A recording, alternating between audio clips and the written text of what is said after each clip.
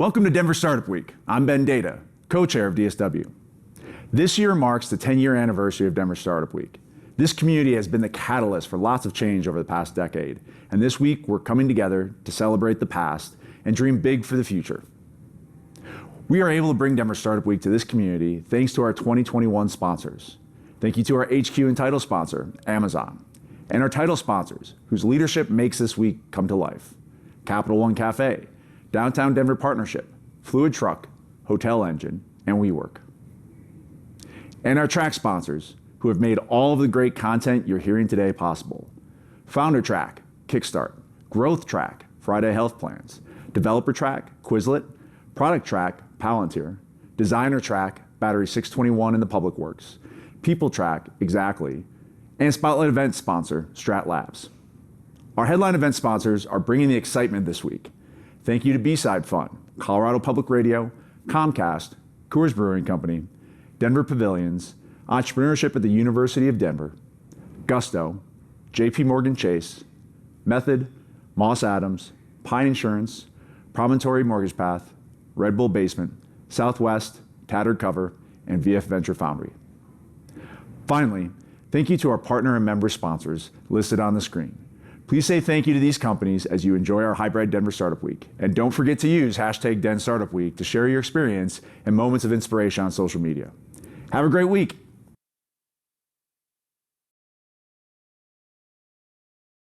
Hello everyone, welcome to Denver Startup Week. I'm John, the Spotlight Track Chair and member of the Denver Startup Week Organizing Committee.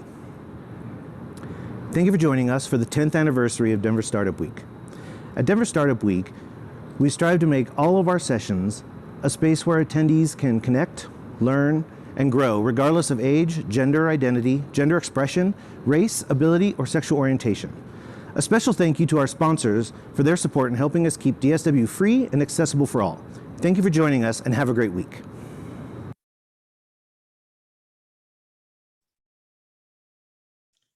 Hello, everybody. We'll take a moment to allow all of our panelists to jump back on after the video, and we're going to get started here. All right, I think we're all set. Welcome, everybody, to the Connect to the City panel session. The goal of this session is to connect you with the various agencies involved in starting a business and running a business here in Denver.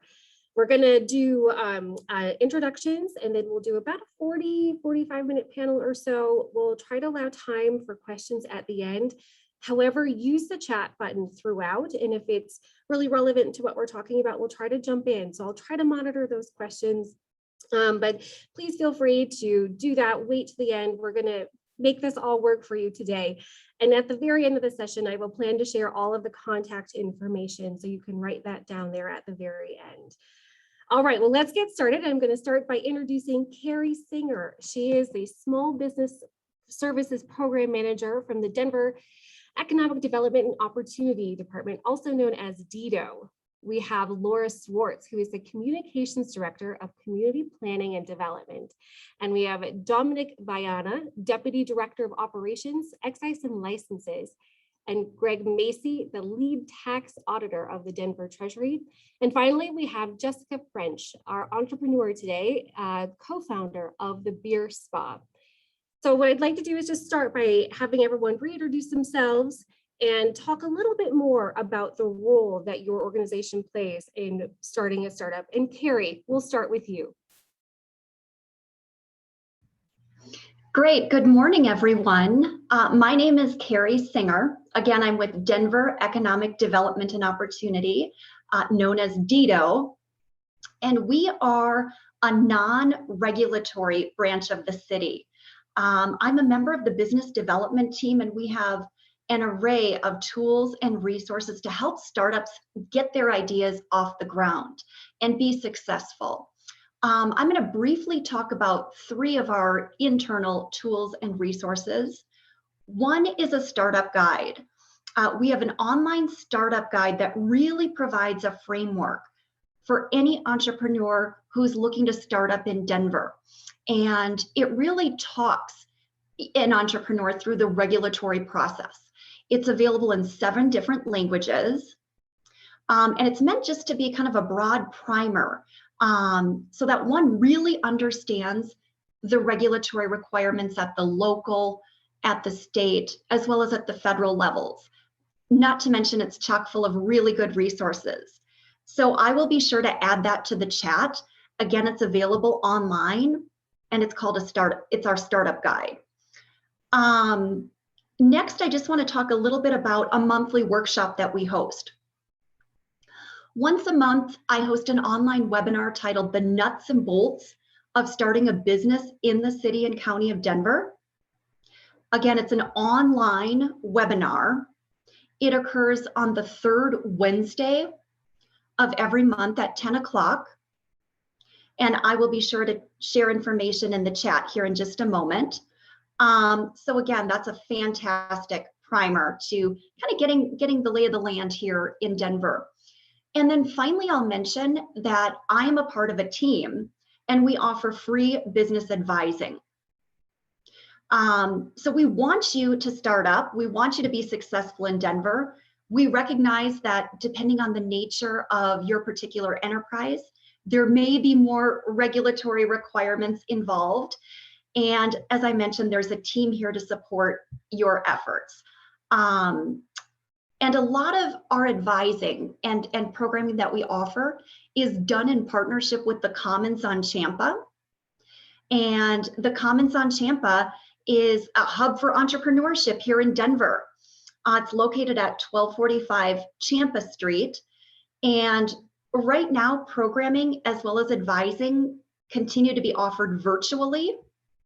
But that's just another huge gem in our community, because you can access a wide array of technical support through the staff at the Commons on Champa and through the programming that's being offered. So I think I will end there. I have a lot more that I could talk about, but I'll save it for later in the discussion. Great, thanks so much, Carrie. Laura, we'll move right on to you. Good morning. Thank you, Carrie. That startup guide really is great. So highly recommend that to everyone. My name is Laura Swartz. I'm the Communications Director with Denver Community Planning and Development. Our department does a couple different things where you might see us out and about the city. We do long range planning and visioning for every neighborhood and citywide in Denver. So when you're thinking about what does your neighborhood want to look like in 20 years, what types of buildings are going to go here, where are you going to do, what are you going to do with the streets? Our department is convening all those residents to have those conversations and create those plans. We also do the other side of development, which is the permitting and the regulatory pieces. So as new construction, as somebody wants to start a new business, as you come into a space, you do need permits and inspections to do that. And so we're looking at those plans that were set up. We're looking at the city's codes and we're making sure that what's being proposed aligns with all of that previous work that neighborhoods and residents have done. And so you might come into our office when you need a zoning permit to start your business. You might come in for a construction or a building permit if you want to build something. If you just need to change out some electrical systems or add new kitchen equipment in a restaurant that you're upgrading, you'll come in for mechanical, plumbing, electrical permits, things like that. So we can talk more about those details as we get further on, but that's where our agency interacts with everybody. Great, thanks so much, Laura. Dominic. Hi, thank you. I'm Dominic Viana with the Department of Excise and License. Excise and License oversees the issuance of over 190 different types of business licenses. The ones that everyone's heard of obviously are liquor, cannabis, short-term rentals. But in addition to those big three, we also oversee smaller licenses that pose a life, safety, health risk to the community, most notably food licensing. Everything from independent restaurants that don't have a liquor license, like a coffee shop, all the way to food trucks and food carts and food peddlers. We want to make sure that everybody is getting a quality product that is handled properly to mitigate any potential risks to having some sort of illness associated with them. We also have licenses for other businesses that pose some sort of risk. That's the main thing that I'd like to impart is if the business poses some sort of risk, then there's a likelihood that Excise and License has a regulation that oversees that. Things like dress shops or apparel shops, we don't have a license for that. However, you would still require a tax license, like Greg will probably speak to. Looking at the highest volume license, I would say would be those food licenses. Everything from Cottage Foods, where you're doing something inside of your home, all the way to massive hotels and things of that nature. And so I would just encourage everybody to, have that initial check, look at our website, and then use us as a resource. We also serve kind of as the city's final clearinghouse for businesses. When somebody comes in and applies for a license, we're looking to make sure that you have a proper zone use permit so that that licensed activity can take place in that location. We are ensuring that you are up to date on all of your building and fire regulations so that we can have the public in there safely patronizing your businesses. So that's Excise for you. Great. Thank you, Dominic. Greg, we'll have you go next.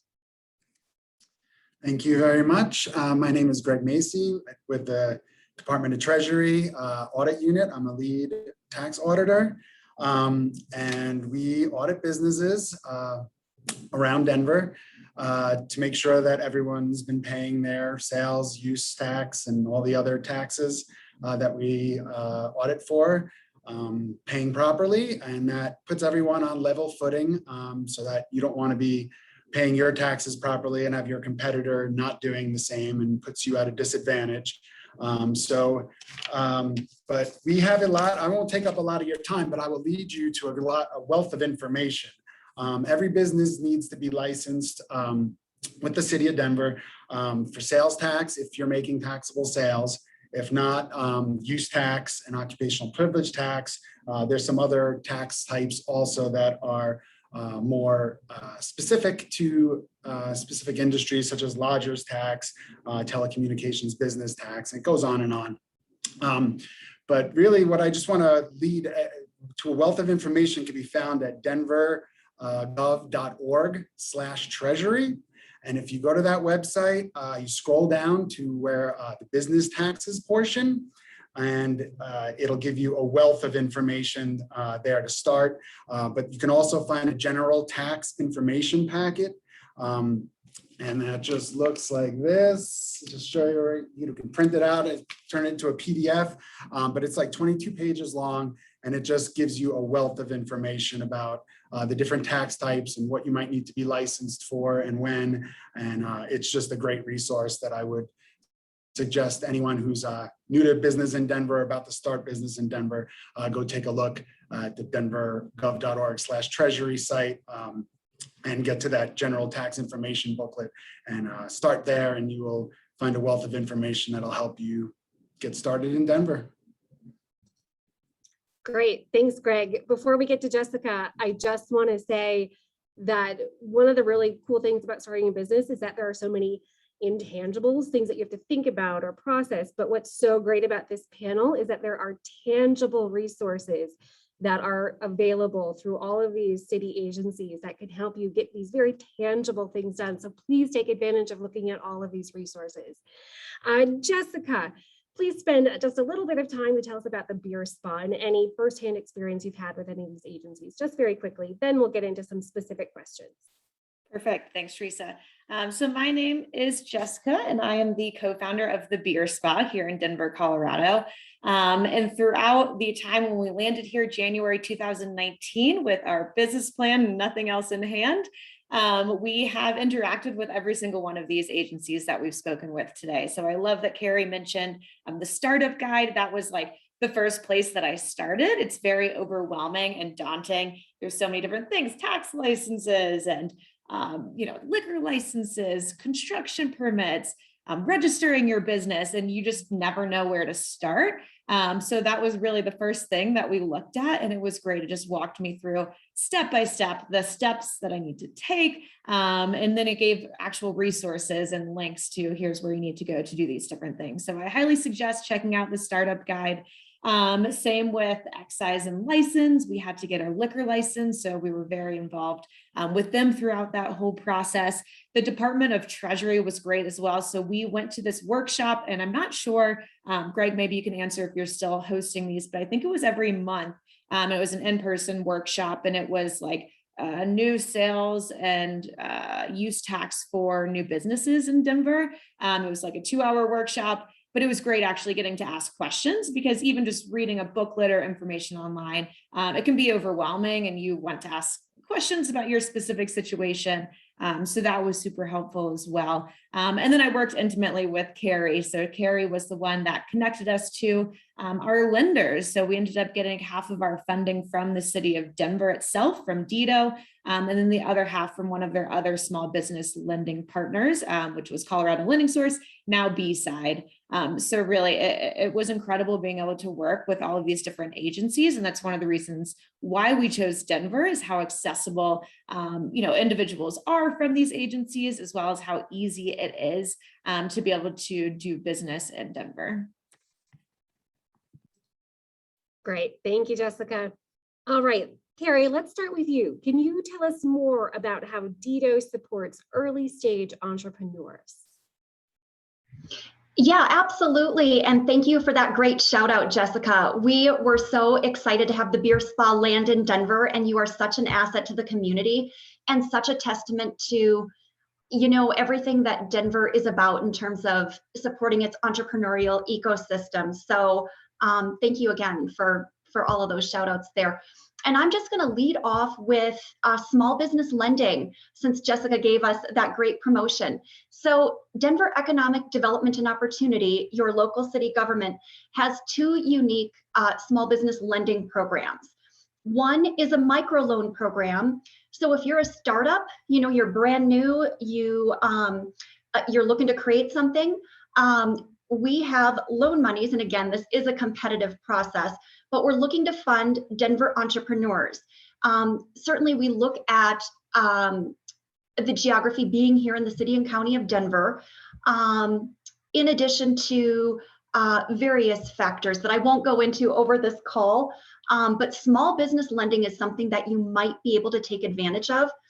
The microloans typically start at $5,000 and don't exceed $50,000. So again, if access to capital is a need of yours, and you're here in the city and county of Denver, that might be an area that we can offer support. DSW also has a gap financing program. So if you've raised capital, yet there's still a gap or shortfall, that's where the city potentially could step in and help fill that gap. And with the gap financing program, our loans typically start right around $30,000. And typically don't exceed $350,000. So that's a pretty broad range there. Again, this is a competitive process, and we look at projects that are here in the city and county of Denver. What I will mention is that we have a robust array of partners that also lend to the community. So let's say you happen to be in one of the outer lying areas, but access to capital is a need. Please reach out to our department, because we're happy to make those connections. So access to financing is one of the core services that is provided through DSW. Tax credits. So once you're operational and you're cash flow positive, there are 2 tax credit programs in the city and county of Denver. One is the enterprise zone, and that's actually based on a business's geography. So there are certain pockets within the city and county of Denver that allow business owners these special tax credits. And let me back up, that's actually a statewide incentive program. So Adams County, Jefferson County, and the likes, they all have their unique boundaries. And then Denver additionally has the business investment program, which is unique to Denver. So that's another area that we can help troubleshoot. and connect you to the right programs and administrators so that you're plugged into these incentive programs.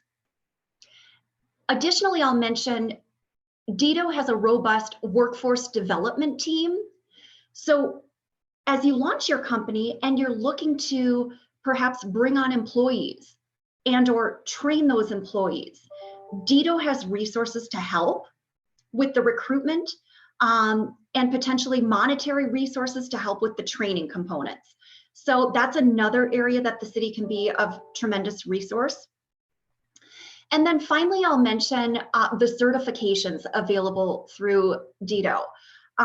If you're a woman-owned, minority-owned, small enterprise, and you're interested in doing government contracting work, if you're interested in procurement opportunities with the city, that too is an area that we can offer navigation assistance and help you get to where you need to be. So that gives you just a little bit more information about DIDO and how we work with those companies that have launched, but they're now looking for those growth resources. Excellent. Thank you so much, Carrie. That's a wide wealth of information. I get to work with Carrie on almost a daily basis, and I'm just amazed at all the great resources available through DIDO. Now we're going to switch gears a little bit to talk more about Denver excise and licenses. Dominic, can you tell us more about the type of business activities that's regulated by Denver excise and licenses, and how can an entrepreneur find out if he or she needs or what is required to be licensed? Absolutely. I think the first question that you need to ask is, does your business pose one of those critical life safety concerns? Does it impact the neighborhood in a way that might be potentially adverse or disruptive? We issue, like I said, over 150, 190 different types of licenses. And you can see a list of all of those licenses by going to our website, denvergov.org/business licensing. Additionally, we try to make ourselves as open and available as possible to the public to answer any potential questions that might be popping up. We find that a lot of entrepreneurs are engaging in new and exciting business models that we've never seen before. And we certainly want to encourage that, but we want to make sure that we're doing it in a way that is respectful of the law and helps address some of those critical issues. One that popped up recently was a mobile dog washing service. And, that came in and we're like, well, we don't know if we license that. And so it took a little bit more time going through, looking at the ordinance, looking at the goals associated with it to see if it fit in. We have several different types of licenses that are licensed both by the city as well as the state. And so there's a combined element there. Cannabis, liquor, childcare centers, just to name a few. What happens is DORA, our partners at the state, the Department of Regulatory Affairs, issues their own type of license or some sort of guidance to the city on what we need to look for as we're administering our licenses. And so, for example, food is a good example where the state has their set of rules and regulations. The city has our own, but then you just have one city license associated with that. And so contacting us and just kind of talking through different business models, if it's something that's new and unique, is always helpful.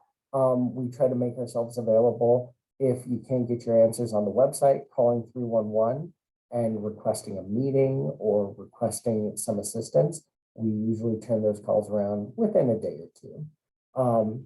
And so that's kind of the first step. If you're looking to get a license and you have, the first steps are going through and identifying what license type or licenses you might need. Some operators will have both a food license as well as a liquor license and potentially, something else. And then identifying the different requirements underneath it. The first element that is usually a bit of a barrier is a zoning use permit. And that's where we need to identify if your business is allowed to operate in the location you're hoping to operate into. And so going through and identifying your zone use and determining if you need a zone use permit in order to operate there is critical. A lot of our focus right now is on those smaller mom and pop shops that are really just starting to open up, that are, you know, the bread and butter of our community. And we want to make sure that we're doing everything we can to help empower folks get the resources that they need in order to stand up, in order to be compliant with the different regulations. And so, you know, contacting us, walking us through the different business models, we're always happy to meet, to learn what you want to do and figure out if we can't license it, how we can, how to get to yes. That's our big goal. We don't want to be a barrier. We just want to make sure that everybody is safely operating. And so that's really kind of the nuts and bolts of Excise. Great. Thank you, Dominic. And I'll just follow up saying that I feel your sentiment about we just want to help. We really just want to help you build your businesses, get what you need to do that, to stay in compliance. And that's what all of these city agencies are about. And I think I am overwhelmed by the sense of we just want to help. That's just so great. So please do reach out. Carrie, thank you so much for following the chat and adding pertinent information to schedule, to contact people. That's super helpful. Thank you. All right, let's talk with Laura to talk more about permits and when they're required. Do home-based businesses need permits? Just fill us in on that whole process, please. Sure. So we'll talk a little bit about zoning and building permits.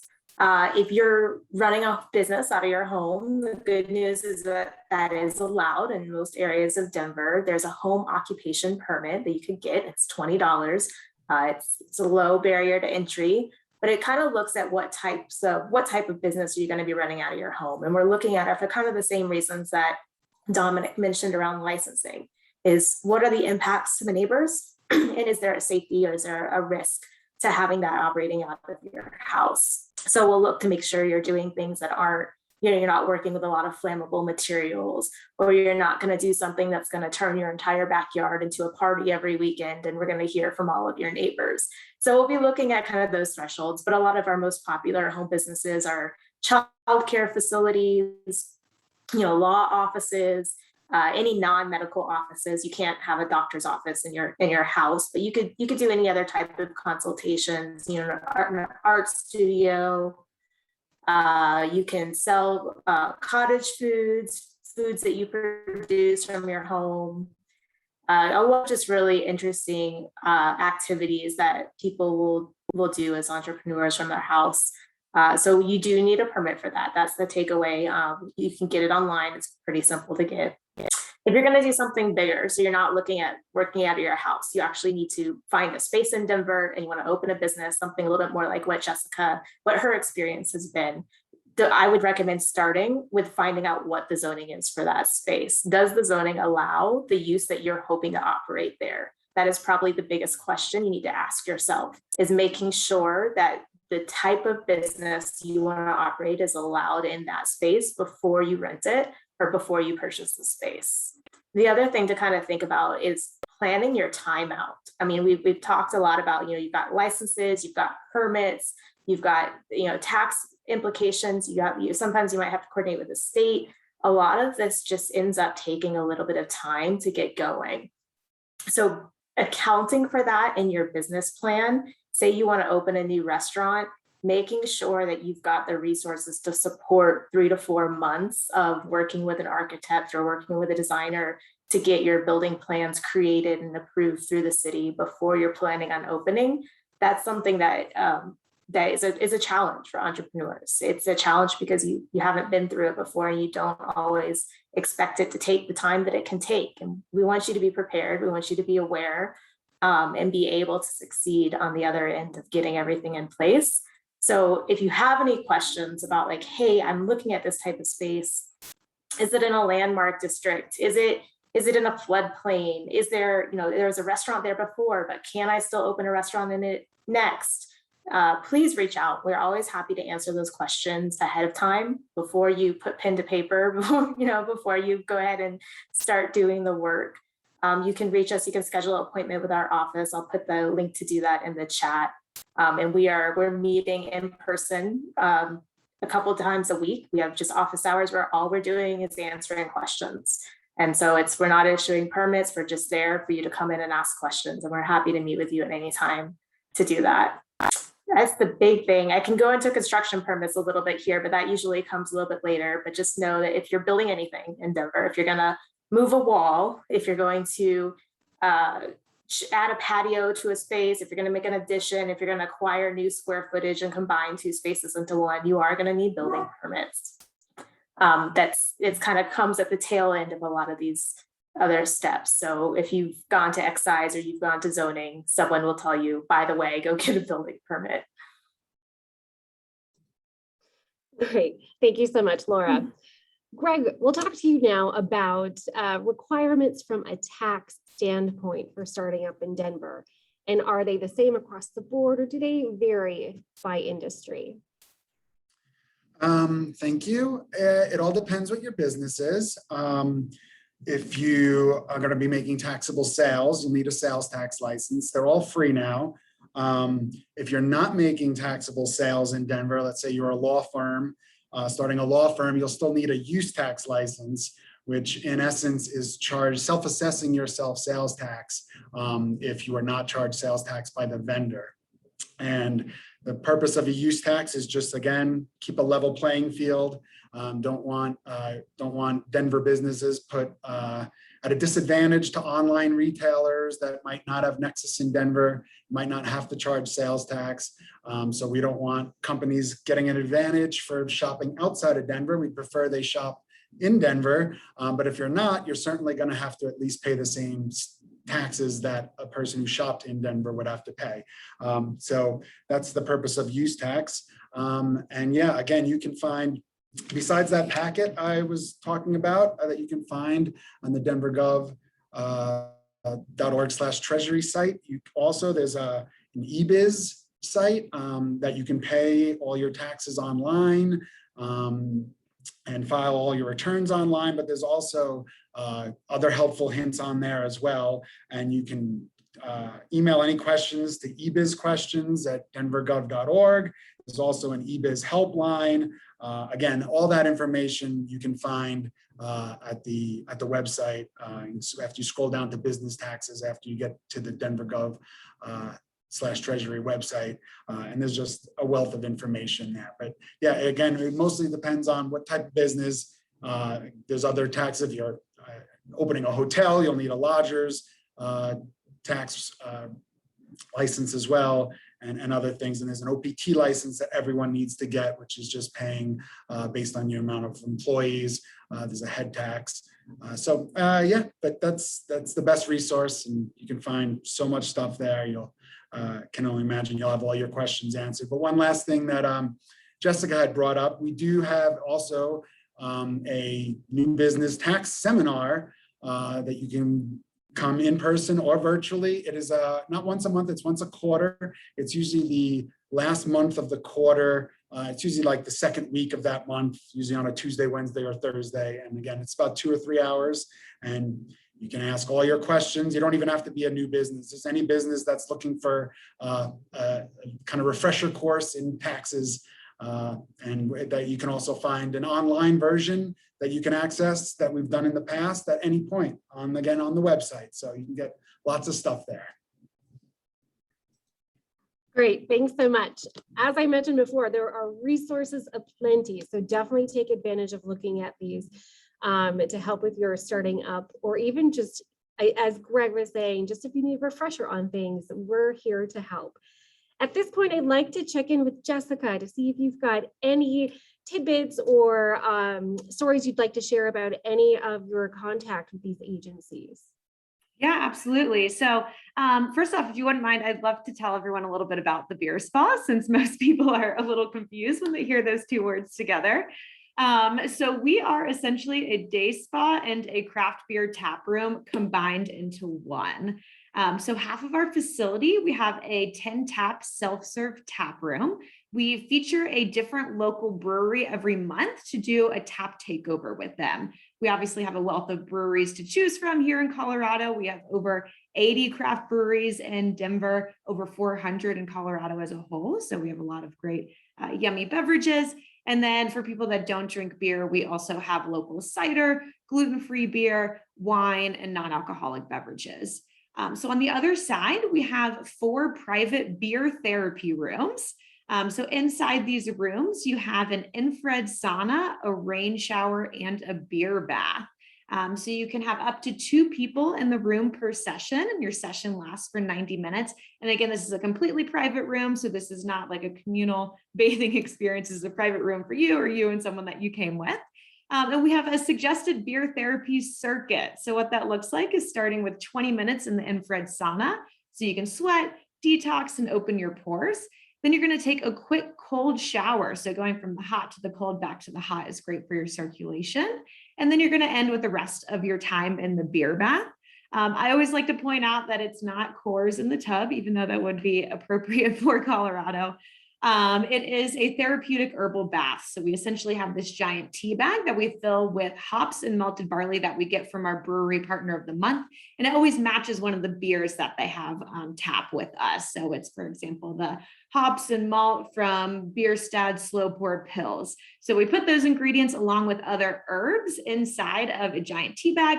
That tea bag steeps in the water, but there's no yeast and it's not fermented. So, you're not going to be sticky. The hops is a natural sedative, so it helps you to relax. And then barley has lots of B vitamins and antioxidants, which is great for your hair, nails, and skin. And of course, you can bring your beverages with you from the tap room into your private beer therapy room. And we even have a little room service bell. If you do want to top your drinks off while you're in there, you just push the bell and we'll come top off your beverages for you. So we discovered this concept in Eastern Europe. So we are new to Denver. My husband and I were living in New York City at the time.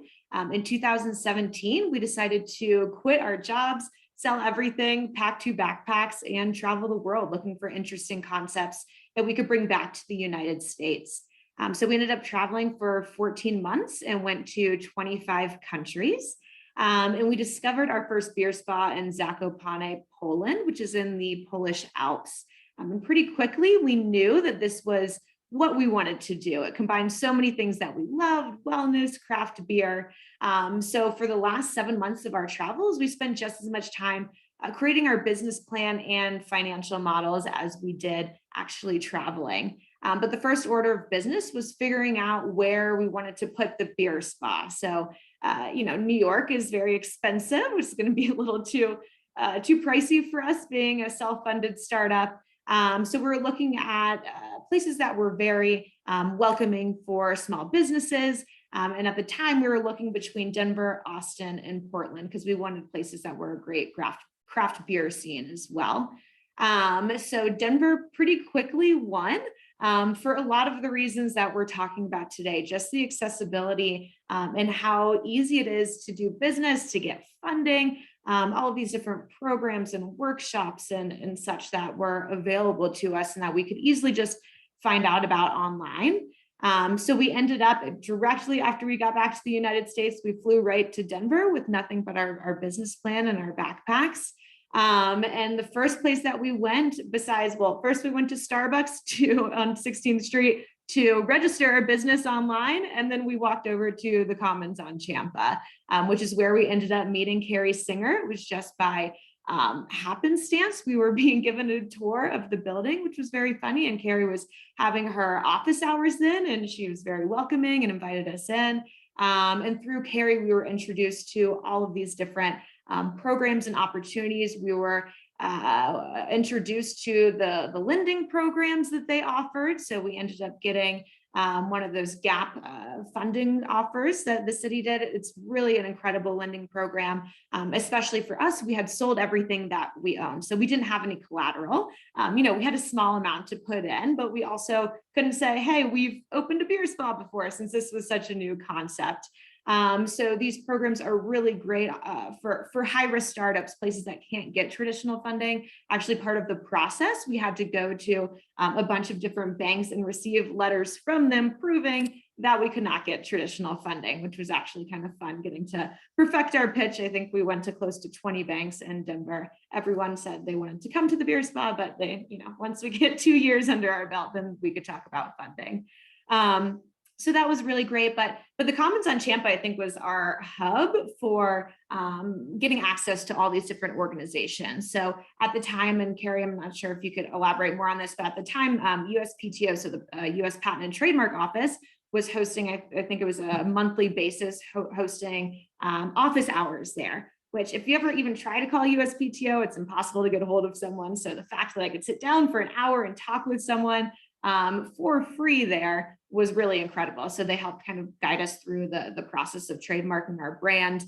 We met with Certifiably Green Denver, which is a really cool program. They certify local businesses.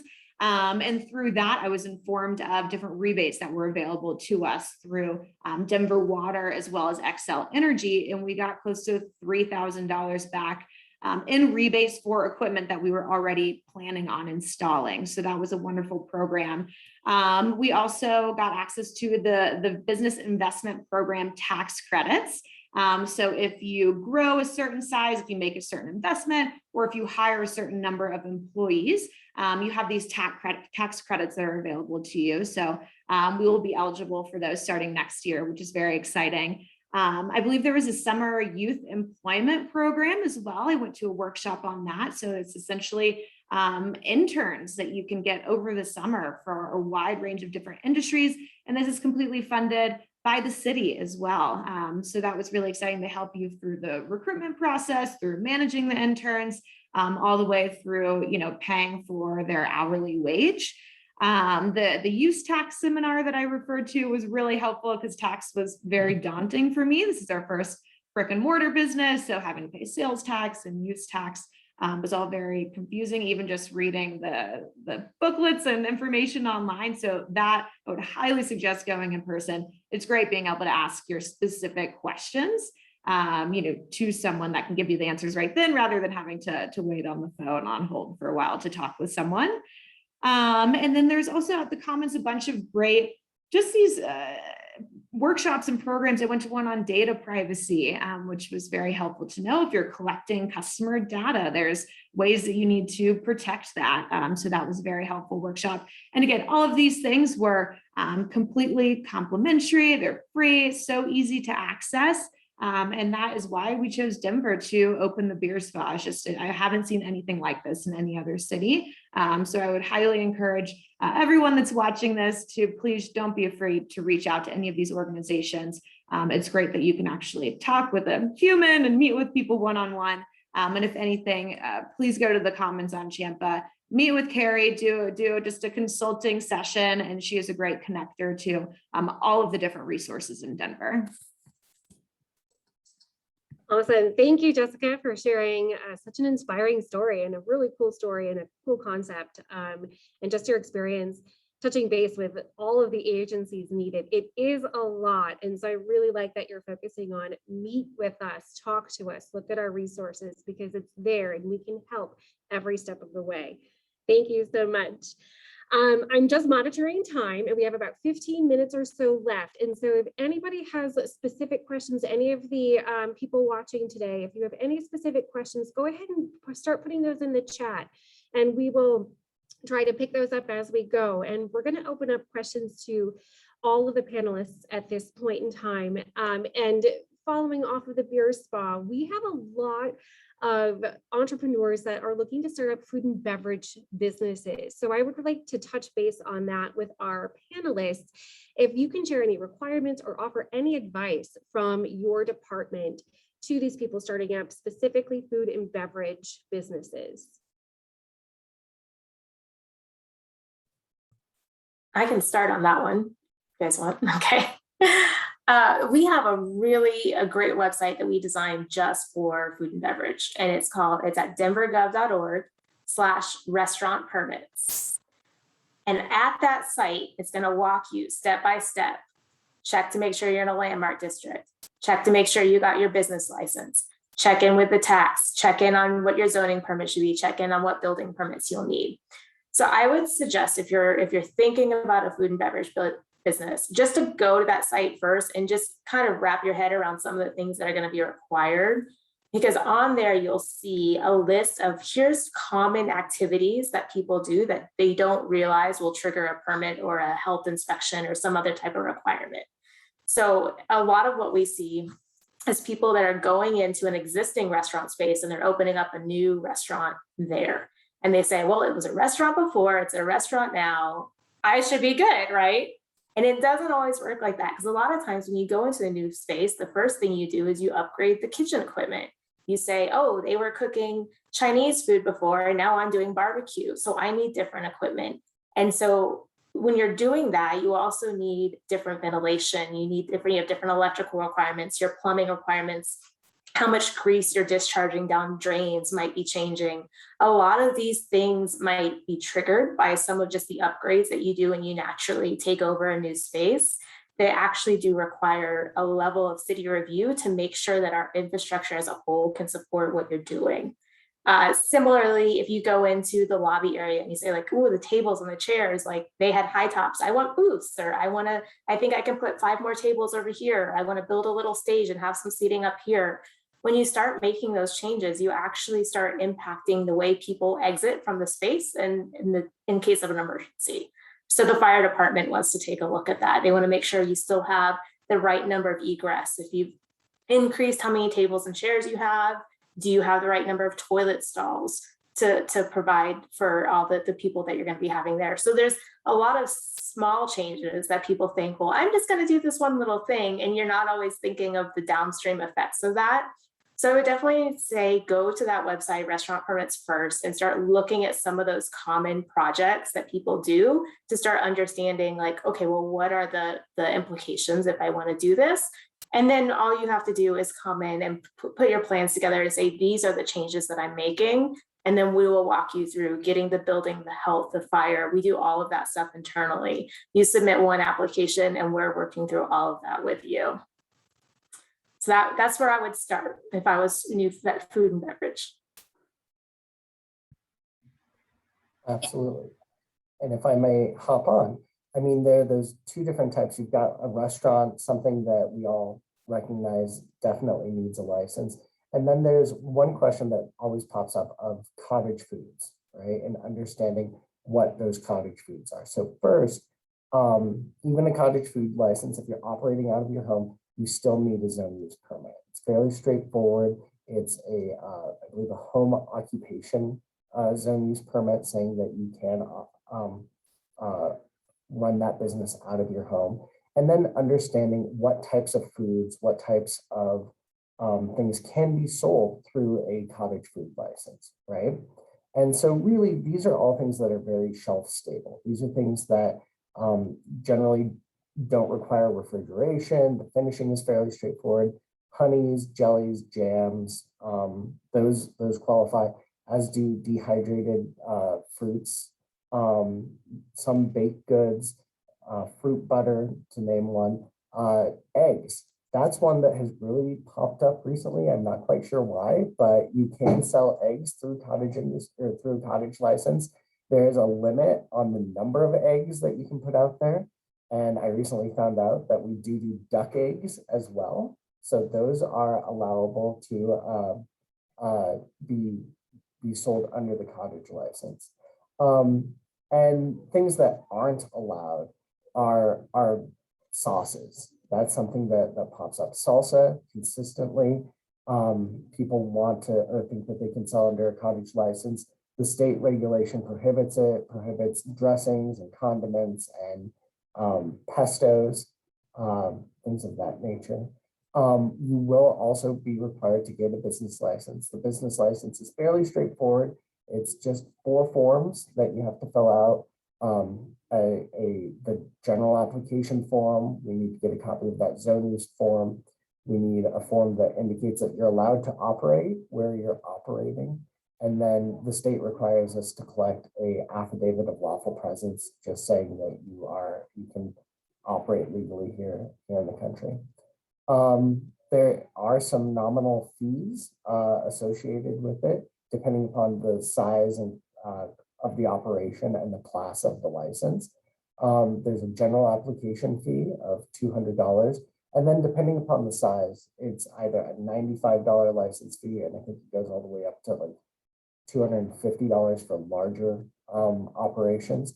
And that's recurring. So you have to renew the license every year. You don't have to resubmit all of the same paperwork. Once we have it, we're good. For cottage food, there's also an online training on food handling that people need to take in order to get that license. And you can get more information at that at cofarmtomarket.com. And that's a pretty straightforward training. And then also, making sure that you've got proper labeling on the food. Labeling requires, what it is, who the producer is, a way to contact them, and the date that it was produced, and a complete list of the ingredients. And Teresa, I'm happy to comment on this as well. Taking a step back, regardless of the industry that you happen to fall in, whether it be food and beverage, or maybe you're looking to open a brick and mortar retail storefront, or maybe you're looking to start a doggy daycare enterprise. My advice really is to talk to as many entrepreneurs in the industry. Talk to as many entrepreneurs as you can, whether it be locally or nationally, just to gain their insights and wisdoms and to potentially avoid pitfalls. So again, I just want to convey that point. Have conversations with successful entrepreneurs. Reach out to your local government, connect with mentoring organizations, et cetera, et cetera. Denver is also home to many business incubator and accelerator programs. So we don't have enough time in our call for me to go through each and every one of those. But while we were talking about food and beverage in particular, the Mi Casa Resource Center, which is a local nonprofit organization, has a program called La Receta. And it was specifically for food and beverage mobile enterprises, if I'm not mistaken. That's just one example of the plethora of incubators. So regardless of your industry, if you're somebody who learns well from a structured approach and kind of following a curriculum-based agenda to keep you accountable and to offer support with the business plan, then I would greatly encourage those that are listening, just to explore what Denver has to offer. I'll be sure that my contact information is in the chat because there are a lot of really fantastic programs that provide entrepreneurs just a multitude of technical support when it comes to launching and being successful. The other thing that I'll mention that our office and our team of partners really excel at is supporting entrepreneurs in terms of drafting a business plan and getting that started, and helping with the research and development piece, helping with the data. So there are a lot of really strong contacts, both internally within Denver Economic Development and Opportunity, as well as through our community partners. So I just wanted to give that a plug as well. Actually, Carrie, that was something you mentioned, talking to people who've done it before. The same thing applies when you're hiring architects or contractors to help you with the permitting process or to help you make the remodels or the upgrades or to occupy a new space. Hire someone who's done it before, and hire someone who's done it before for your type of business if you can, because that's going to save you the most time as someone who kind of already understands these are the things they're going to look for in order to issue the permits. These are the things that are going to trigger health regulations or fire regulations. So if you can, if you're looking at hiring people, ask them what projects they've worked on in Denver, if they've done something similar to yours, then that's going to be one of your biggest helps. Yeah, and I'd love to quickly add something to that. So make sure you check with all of these agencies. If you are looking at leasing or purchasing any sort of commercial real estate, make sure you verify the information that the landlord is relating to you. So even though their marketing material might say that it's in a specific zone, that a specific use is allowed, make sure you verify that first. From our experience, we actually had a really weird situation where we released a property and we went to submit our building permits, and before they even would look at anything, they told us that this is actually two separate buildings that were apparently just built right next to each other, and someone made like a hallway between the two. So it was leased to us under one address as one property, but they would not even start the building permit process until we got a zone lot amendment, because it was in fact two different buildings, two different addresses on two separate zone lots. Not even our landlord knew about that. So that added another 2 months on to our building permit process, was having to go through this whole zone lot amendment, changing the address. There was an address for one of the buildings that no one had ever heard of, but apparently that was the address way back in the day. The building was built in 1904. And same with the water line. It was marketed to us as having 2 3/4-inch water lines. We went to Denver Water to confirm that, and we only had one 1/2-inch lead water line that was put in 1896.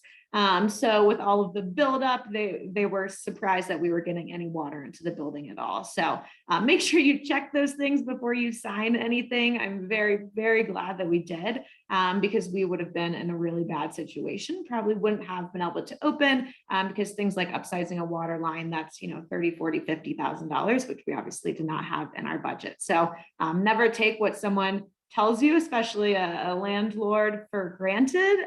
Make sure that you verify everything first. Great. Thank you for that personal experience and teaching us about all of the things that you might not be thinking about. And again, lean on the city for everything that you need.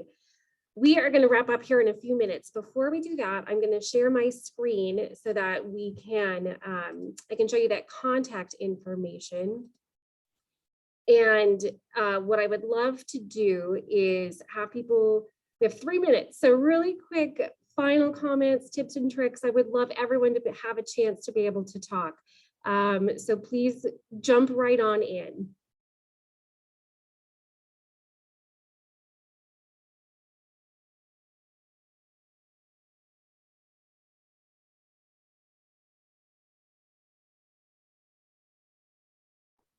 Teresa, are you looking for panelists to talk, or if anybody's attending and has a question?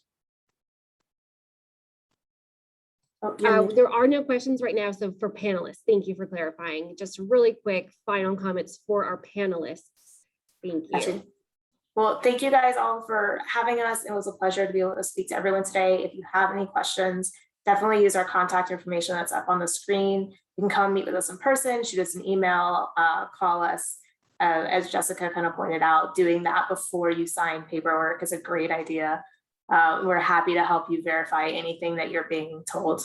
So always reach out, we're here to help. And this is Carrie with Denver Economic Development and Opportunity. I think this was a really fantastic kind of primer, fantastic foundational discussion. Denver Economic Development is a great place to start because we've heard a lot of information here today, and it may feel a bit daunting or a bit overwhelming. But again, we're happy to sit down with you individually and devise a plan so that you can be strategic and successful in whatever your startup endeavor involves. Absolutely. Our success is your success. And we want to do everything we can to help you navigate what can be very challenging regulations and be compliant, and just get your business open and operating so you can do what you can do.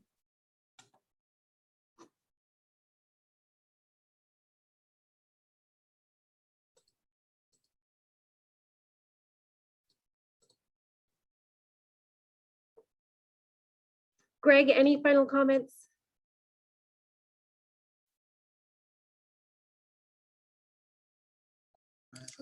Sorry, I couldn't unmute myself. No, I don't really have anything else to add. Just go to that website and use my contact information. If you need to talk to anybody over here for some help, we'd be more than happy to help. Great. All right. Thank you to everybody. We hope this was helpful. Lots of resources, lots of people who are excited to help you. So please reach out. Thank you for your time, and we look forward to working with you as you build your business. Thanks, everyone.